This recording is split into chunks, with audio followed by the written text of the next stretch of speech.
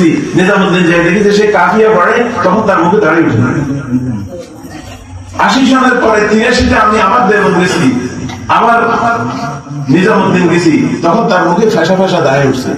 সে পড়ালেখা মনোযোগী, আমি নিজ চোখে দেখছি, আল্লাহর কসম সত্য কথা বলতেছি, তার নানা হযরত মাওলানা ইজহারুল ইসলাম কিতাব লইয়া তার ঘাড়ে আঘাত করতে আমি এই চোখে দেখছি।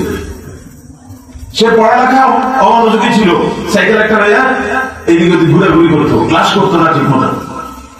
কাশিমুল উলুম মাদ্রাসার সে ছাত্র ছিল, প্রতি বছর সে পাশ করতো নিজে নিজে, এই ক্লাসের থেকে ওই ক্লাসে বসতো, এই ক্লাস থেকে ওই ক্লাসে বসতো, তার কোনো পাশের দরকার হতো। সে জীবনে কখনো 3 দিনের জন্য হাঁড়ি পাতিল দস্তরখান কিতাব লইয়া আমির মামুন ঠিক করিয়া কোনদিন 3 দিন সময় লাগেনি। চিল্লা তো দূরের কথা, 3 চিল্লা তো দূরের কথা, সাল তো দূরের কথা।